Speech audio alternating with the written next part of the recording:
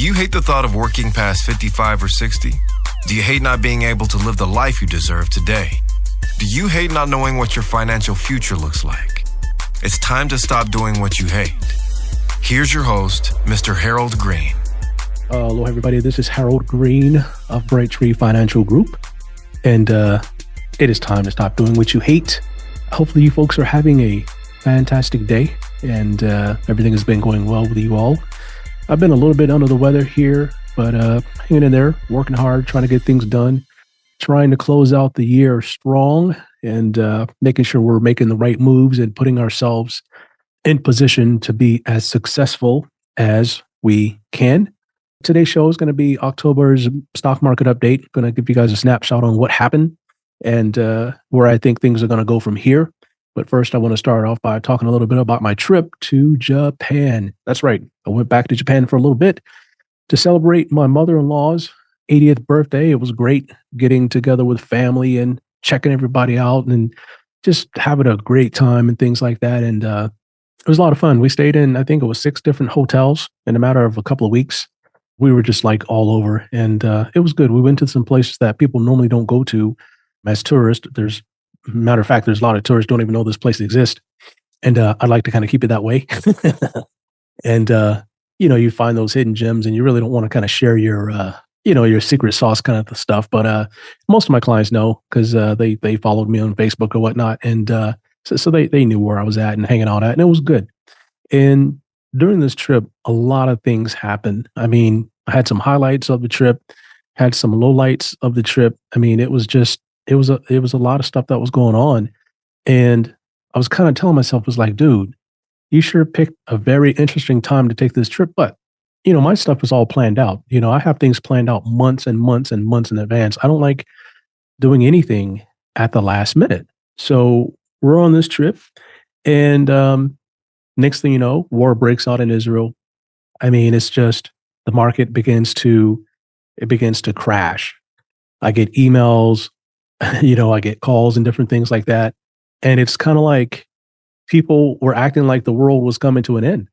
And quite frankly, that's how the media was portraying it. And one of the things that I've talked to other advisors about, and, I simply asked them, how do you guys handle these types of situations when they come about with your clients? And they said, well, we don't work with people who freak out when the stock market goes up and down. And I was like, wow. They said, we do not work with people who freak out when the stock market goes up and down. If that's you, you're not going to be qualified to work with us.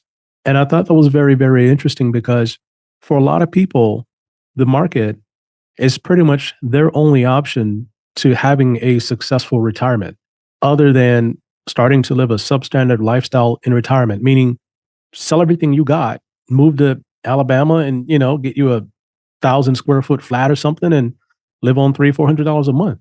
I mean, that is the alternative that a lot of people don't realize, that if you do not stick with the ups and downs in the market, that is your only alternative.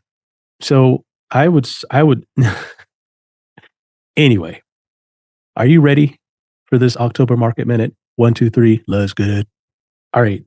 So we're going to do a little bit of a recap. Okay. And I think this stuff is important and it bears repeating because a lot of people forget. Right? A lot of people forget. I want to talk about the fear and greed index. Well, we're on, I think it's CNBC or whatnot, or CNN. You can go check out the fear and greed index. And what it is, it's a measure of volatility in the market. It's a measure of how much fear there actually is in the market or how much greed there actually is in the market. And when there's extreme fear in the market, that's the time to buy. When there's extreme greed in the market, that's the time to lighten up on positions because it never stays one way or the other too long. Why?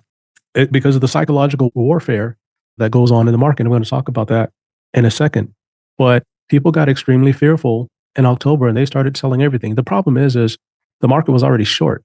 I mean, people had already shorted the market. The professionals had shorted the market. We're talking, I don't know, I forgot how many trillions it was short or hundreds of billions short, but it was short. They had took a very negative position on the market.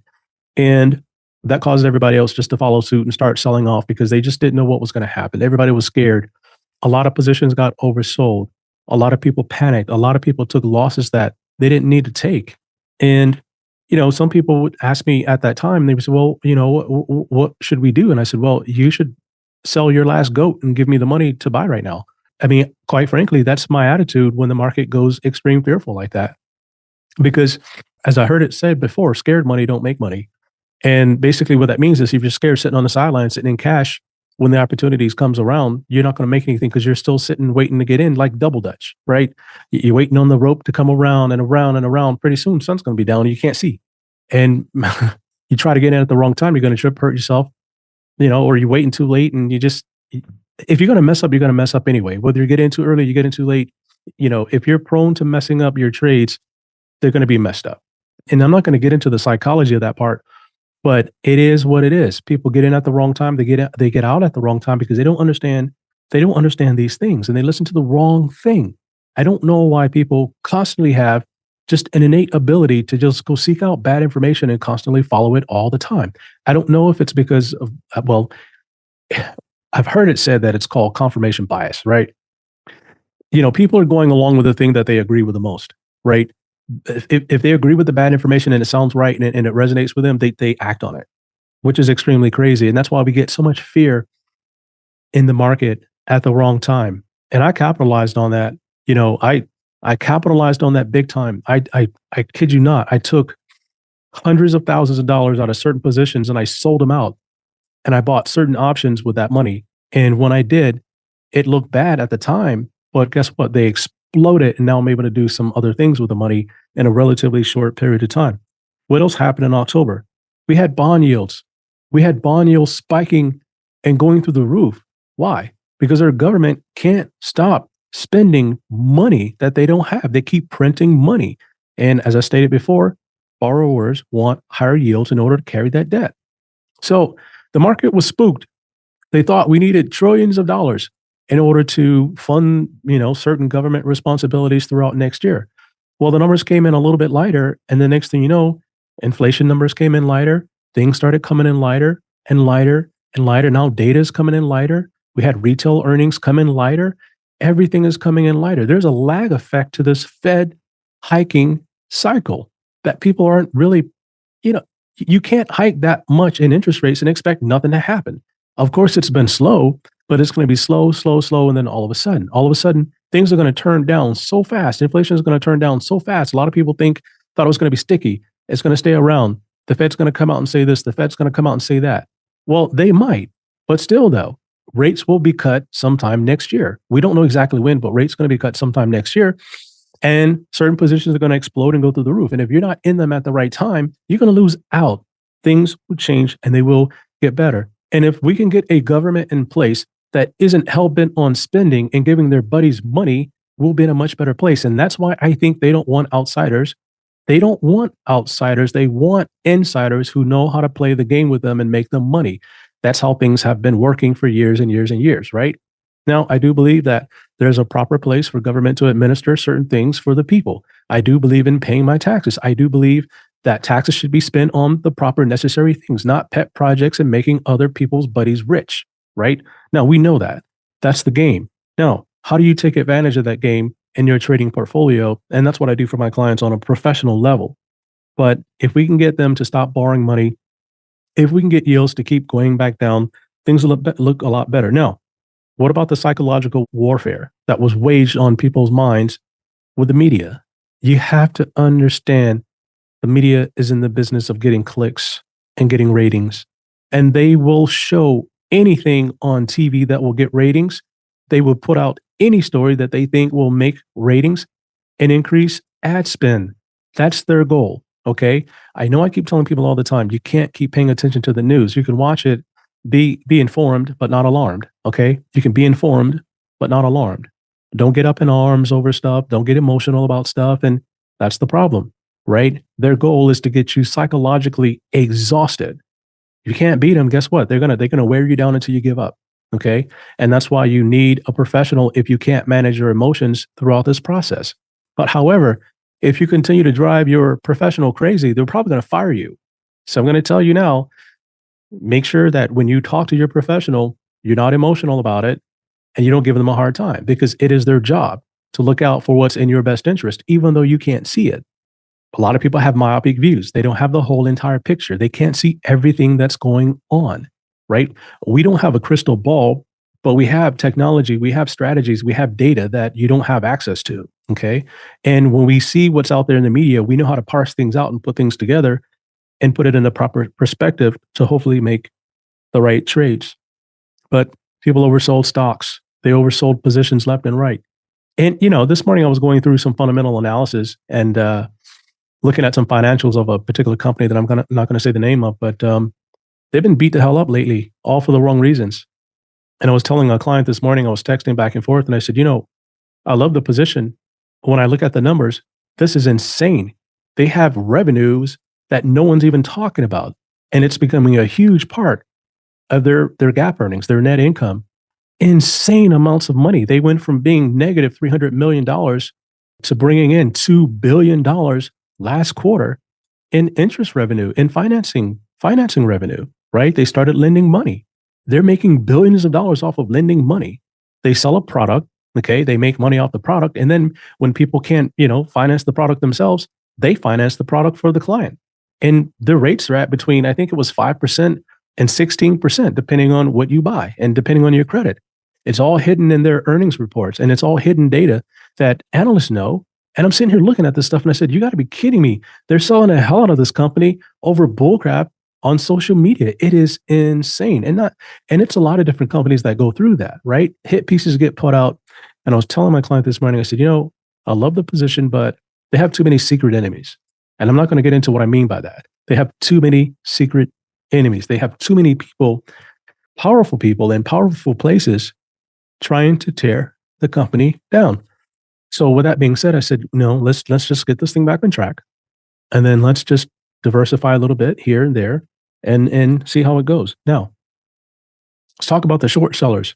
Now, short selling means basically selling stock that you don't own and then buying it back when the price goes down. So you're taking a negative position in your portfolio. You're taking a short position versus a long position, and you can look that up.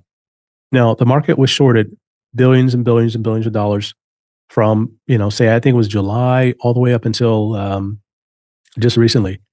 Now, because treasury yields were going up, that wasn't a good sign. And so, that was a big sign of a recession. And we haven't had a recession yet. They're talking about one for next year in 2024, but I'm not sure. I mean, I think we've been in a rolling recession in certain segments for months and months and months and months. And I think it's just going to continue like that until the weak hands get washed out. Now, in the meantime, what else happened? Well, NVIDIA got hit with some bad news. And it was great stock. They did well last quarter, but they got sold off. They got sold off hard. And I don't know if that was maybe some inside information that was leaked from someone ahead of time. Who knows? But the position shouldn't have got sold off that hard on that great of an earnings beat. I haven't seen that in a long time, and it was insane. And once they started selling the technicals and it broke down and more people sold and sold and sold and sold, and people asked me, well, what's going to happen to NVIDIA? I said, nothing. It's going to go back up. And next thing you know, the Biden administration came out and said, yeah, we're going to halt chip sales to China. And, I started telling people, so you know what, look, I think this is a head fake because here's what I think is going to happen. I think they're going to work out some kind of deal. They're going to find some kind of way to get some chips to China, and this is going to blow away. And so in the meantime, what we need to do is add more to the position. And so that's exactly what we did. We went in and started adding more to the position. And I think since we did that, I think we're up like 20% in just a week and a half or something like that, just by making that trade. Why? Because the news changed. Now NVIDIA can sell some chips. And I think, they're going to be able to find some way to sell the best chips down the road. We don't know, but we're going to ride that trade until the wheels fall off. So what's going to happen in 2024? Well, I suspect rates are going to be cut. I don't know exactly when because I'm not an economist. I'm not working for the Fed. But I know that they can't sustain these high rates for any longer. I don't think so. And they're talking about raising rates. And that's another thing, okay? I wanted to talk about the Fed effect.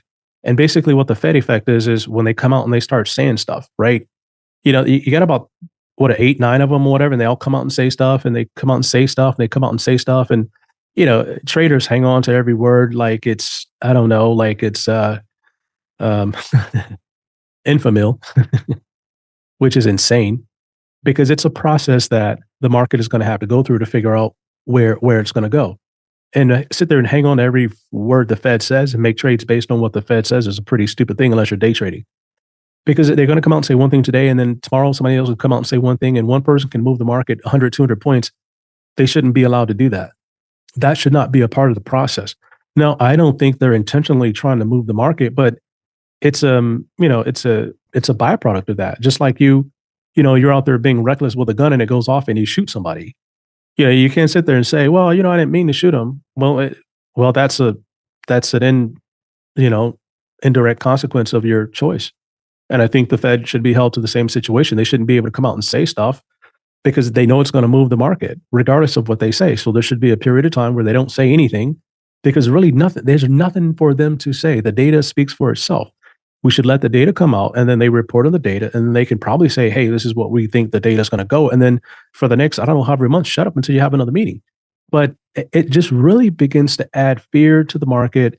It adds volatility to the market. And it just kind of makes me think that, I don't know, I don't want to get into what I think, but it does play into the hands of certain people. And I think that is just unfair for the average investor because you don't know what the positions are going to be. And if you're not savvy enough to start hedging in 30 different directions to balance everything out, it just doesn't make any sense. It's too much to try to keep on top of. So you should have your core strategy that you implement and stick to your core strategy, whether that's buying, hold, or active money trading. You have to have a strategy and then keep on adding to it. Keep on until you get to where you want to be, right? And that's how you avoid all the psychological warfare. Turn off the TV, be informed, but not alarmed. And as soon as you start to feel yourself getting alarmed about something they're saying, or you're starting to get emotional about a certain position, then, you got to turn that information off and just kind of walk away, go back, check your data, make sure it's heading in the right direction. Because I have a saying that I hang on to all the time. I'm going to be right. Maybe not now, but somehow. And that's what I hang on to. I'm going to be right. Maybe not now, but somehow and sometime in the future, I will be right. The data does not lie. The numbers don't lie. History does not lie. It may repeat itself, but the number and the data don't lie. And once you're able to put two and two together and get a game plan and an understanding where things are going to go, then you can make those trades. So I just wanted to give you a real quick update on what happened in October. Looking forward to hitting you folks up again in the next couple of weeks and enjoy the holiday season. Until next time, everybody, 1, 2, 3, let's get it. This is thepodcastfactory.com.